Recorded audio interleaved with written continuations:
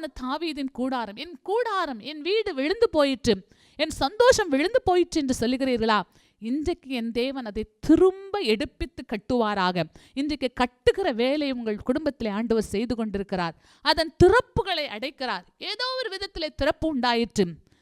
தேவன் உங்கள் தாழ்பாள்களை பலப்படுத்தி உங்களிடத்தில் உள்ள உங்கள் பிள்ளைகளை சமாதானம் உள்ளதாய் மாற்றுவாராக. எங்கேயோ திறப்பு உண்டாயிற்று.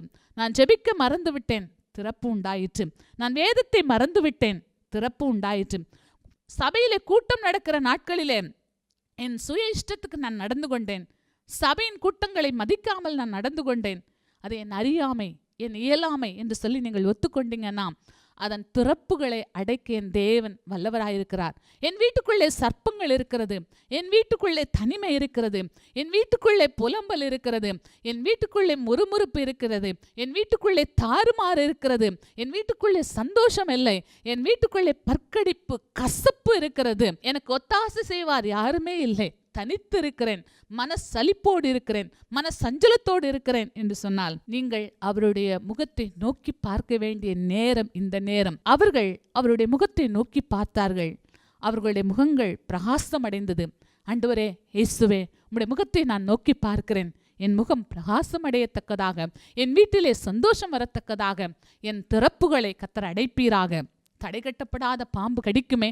உங்கள் வீட்டிலே ஸ்தோத்திரம் மறைவு இல்லை, தடை கட்டப்படவில்லை என்று சொன்னால் சந்தோஷத்துக்கு வழியே இல்லை. இன்றைக்கு ஆண்டவர் மன்னிக்க தயை பெறுத்தவராயிருக்கிறார். எல்லா குற்றங்களையும் குறைகளையும் மன்னிக்க அவர் ஒருவரே வல்லவராயிருக்கிறார். அவரிடத்துல நம்மை தாழ்த்துவோம்.